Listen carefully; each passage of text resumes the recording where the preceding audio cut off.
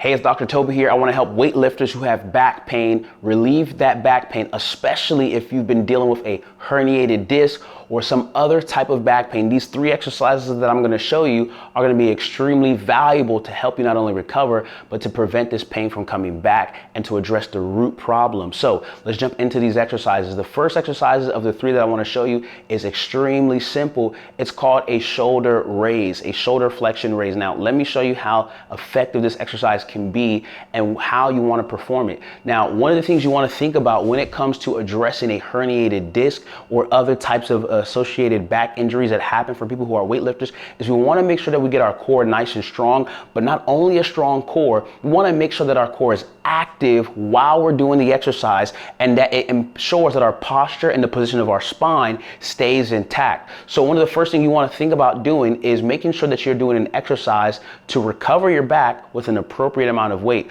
It might seem insulting to you at first to think about, man, should I do this exercise with such a low weight? But when you see how difficult it is for you to maintain proper form, then it'll help you to understand if you're actually doing it with the proper amount of weight and if you're activating the right muscles at the same time. So let's say I usually have back pain with exercise or at a certain point in time, maybe after 10 repetitions of deadlifting or after a certain amount of whatever exercise like squats or whatever, right? I'm gonna start by doing this shoulder raise. Let's say I use this 5 pounds first. First thing I wanna do, I can do it standing up or I can do it kneeling down. Most people are probably gonna wanna do it standing up, squeezing those glutes. You wanna squeeze your glutes. First thing we wanna do is activate those glutes to help encourage a focus on our core.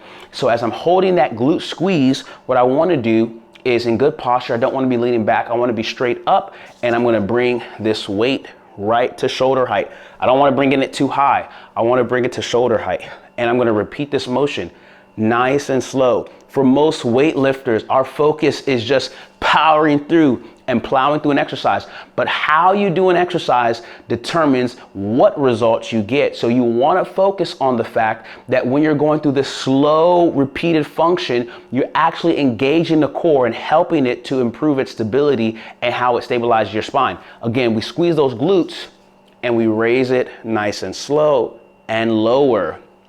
Now, the reason why we may want to start with a light weight, or if we started off with a heavier weight, we might want to reduce our weight to a lighter weight is if we experience pain as we go through the reps. So let's say we're going to do 3 rounds of 10. That's probably where I would start off with. Or if you have a really, really severe back issue where you've been really limited in terms of your weightlifting, maybe start off with 2 sets of 10. And if by rep number 8, 9, and 10, you start to feel some pain or discomfort, you're probably at a appropriate weight, or you should back it down a little bit. So glute squeeze and hold. And we raise up, slowly lower. I want to see how durable my core is throughout the motion. And so as I'm doing this, my focus is nice, slow movements. Am I feeling pain? Can I go throughout the full set of 2 sets of 10 without pain? And then I can progress to 2 sets of 10, 15, things of that nature. So as you do this exercise, that's what you want to think about. Now, you can increase the weight progressively, and one of the things that's going to help to recover the pain that you currently have, but also to help make your body prevent this from happening again, is progressively over the next 3-4 weeks or however long you need to recover, going through this process and increasing the resistance. After you have seen that you've been able to, with proper form and proper core activation, you've been able to do these exercises without pain and increase the resistance progressively.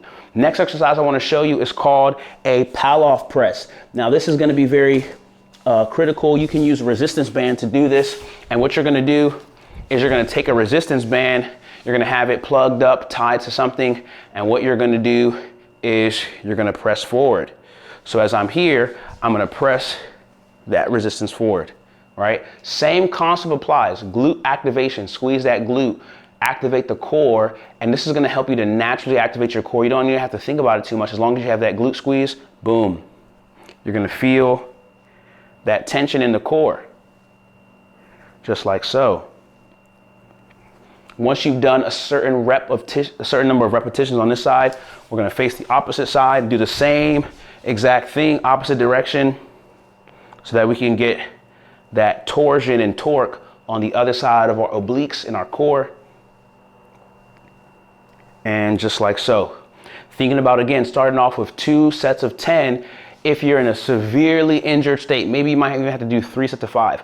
If you're maybe moderately injured or less than moderately injured, minimal issues or discomfort only with certain things, then you can start increasing to 3 rounds of 12, 10, 15, so on and so forth. But again, not all exercises are made equal, and not all exercises are meant to be done at all periods of time, depending on where you are in the recovery or injury process. Most people don't even know whether they have a herniated disc or not. Some people do, because you may be watching this already having gotten an MRI or seeing a chiropractor or whatever.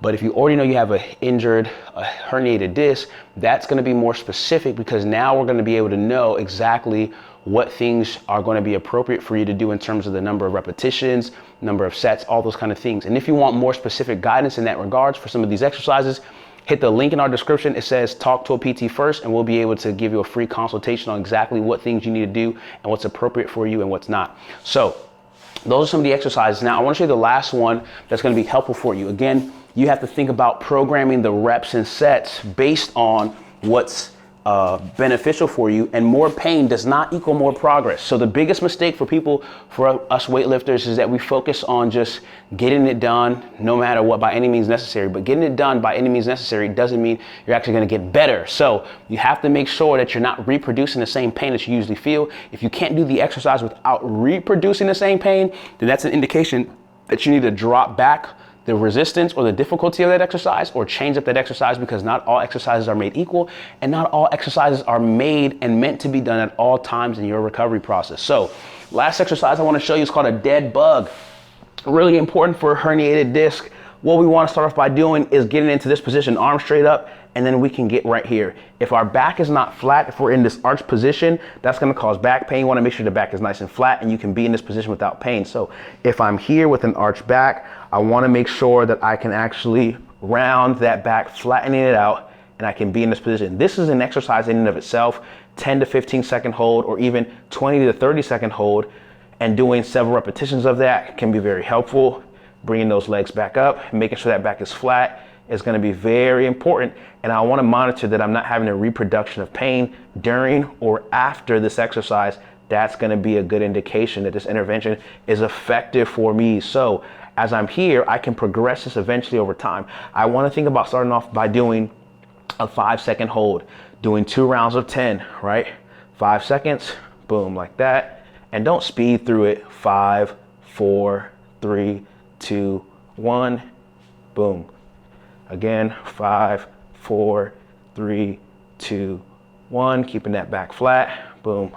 5, 4, 3, 2, 1, like so. Don't speed through it, because again, how you do the exercise determines how the exercise helps you or not. So keep that in mind. Now, dead bug is when we progress this to move one leg, one arm, opposite leg. That can be difficult for some people, but you can just do one leg at a time. You can determine how far you straighten it or how far you don't, just like so. That's very critical, so that you make sure you're not feeling a reproduction of pain while you do the exercise. It's going to be very critical. So these are things that you have to keep in mind, and sometimes it can feel like it's so overwhelming, but the easiest thing that you can simply do is hit the link in the description so that you can get specific guidance. Alternatively, as you focus on rehabbing and going throughout these rehab exercises, paying attention to not reproducing the same pain that you usually have, and being able to perform the exercise where you're feeling that core engagement and you're feeling the level of difficulty is sufficient, right? And so you can increase that level of difficulty so long as your pain is not also increasing and reproducing what you've usually felt in the past. So hopefully you found this video helpful. If you did, like it and leave a comment. Let us know what was most helpful for you about this video. And if you're a weightlifter who is looking to stay healthy, pain-free, fit, and mobile, you want to subscribe to our channel, because we make videos to help you do just that. So you can discover the wealth that starts with your health. And of course, I know you're already an active person, but this is going to be a great way to help you be active for the long run without being unaware, uneducated of how to keep your body going and healthy, so that you have no interruptions in your fitness journey. So leave a comment on what was most beneficial for you about this video. It's Dr. Toby here, signing off, and I'll see you guys in the next video. And thank you for subscribing. See you guys later.